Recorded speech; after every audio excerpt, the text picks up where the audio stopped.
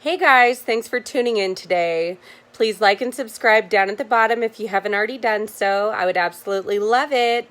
So today, I thought it would be kind of fun if I had you guys listen to this recording that I actually heard about probably like 10 years ago. And it's of this guy who calls this girl that he had met in this street. And these are two real phone call messages left on this girl's answering machine. And because they were so obnoxious and like absolutely narcissistic, if you will, the girl decided to call in to a local radio station, and actually they aired these two voicemails left by this guy. And when I listen to the voicemails, I automatically think of a narcissist, just because the guy is completely just about himself and immediately starts attacking the girl in some of the message because she hadn't called him back. And things like that narcissists just can't really grasp the fact that someone wouldn't call them because they think they're of the utmost importance. So I wanted to have you guys listen to this awesome two voicemail video thing, which I'll actually play now for you guys. And it just reminds me so much of a narcissist, and a very upfront one, actually. So please enjoy and watch these and tell me what you guys think. And I'm going to play it now. Thanks for watching.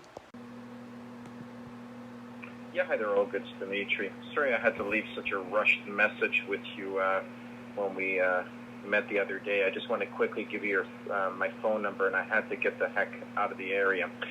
In any event, I figure I better leave you a more detailed message and explain why I approached you. I am single. I have no trouble meeting women. I mean, women approach me 6-7 times a day. But I'm very particular about what I like. You're extremely elegant. I couldn't take my eyes off of you, and your friends were very jealous. Even if they say they weren't, they were envious of the fact that I approached you, and I was very taken by you. Elegant women are very rare. I'm Greek, and I'm very particular about what I like. So I'm giving you an opportunity here. I don't know if you pick up the messages on the weekend, but I'm working on a movie script, so I'm pretty much around all weekend doing that. I left you my number, 416-918-4. This looks like a landline, and if it is, you may not get the message till Monday. But when you do, call me, and then we'll get together for coffee and chat and let the romance begin. You look very taken aback by my approach, and I hope that isn't timidness. I hope it was just a little bit of shock at being approached so directly, because I don't really date timid women, because I'm a very direct, very passionate, very assertive man, and I want a woman who's very independent and strong. So anyway, we'll talk about that, but I just wanted to formally introduce myself. Now I have. I leave the ball in your court. You call me as soon as you have the courage to. Okay, Olga? Talk to you soon. Bye. So that is the first voicemail from Dimitri. And there is a follow-up voicemail, which I will play for you guys next, just so you guys can get the feel of how this guy really is and how he gets angrier and angrier, almost kind of like a narcissist would feel like it was like a narcissistic injury in some way. But I will play next for you guys the second voicemail. Thanks. Hi there, Olga. It's Dimitri calling again, the guy from the street. I left you a message several days ago. You said you were interested. Now, here's the way I work. I don't like leaving second messages, but I like you. You're a very elegant woman. You're very attractive. But, you know, I don't play that game. I know your friends tell you not to return calls. You're playing games like you see on stupid TV shows. So here's how it's going to work. It is now 4:30 on Wednesday.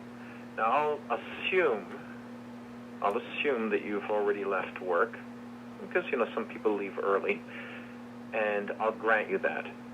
But if I do not receive a phone call back from you by 3 o'clock Thursday afternoon, I'm no longer interested, and you can erase my number.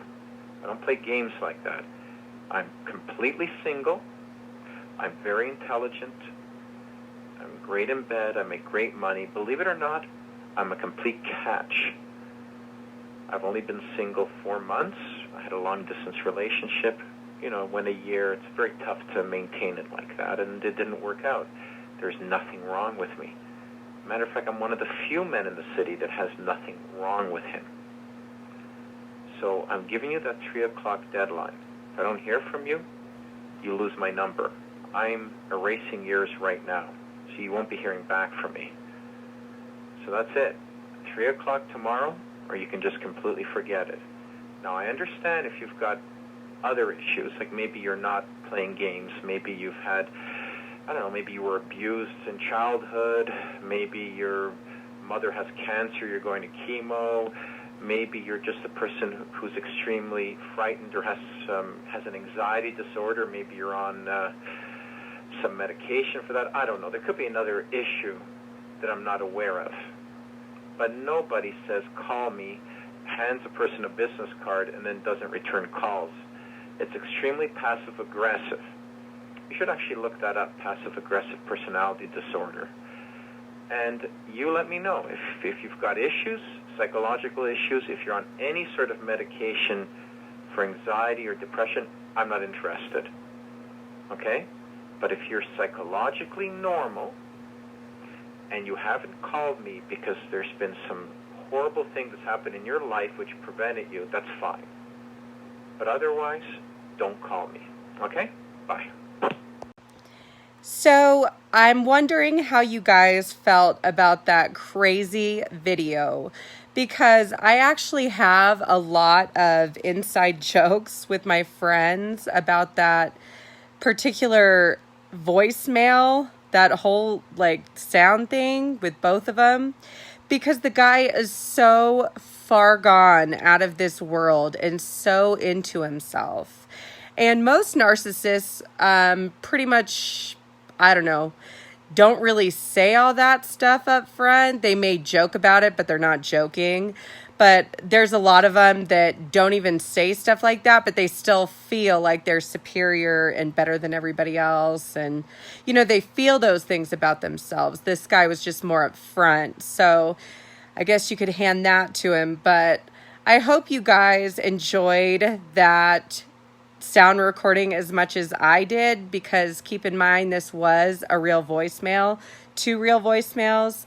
And it is so funny to just hear somebody say stuff like that. So I definitely got a kick out of it. And I hope you guys enjoyed it too. And again, please guys, like and subscribe down at the bottom. And I will see you guys next time. Thanks.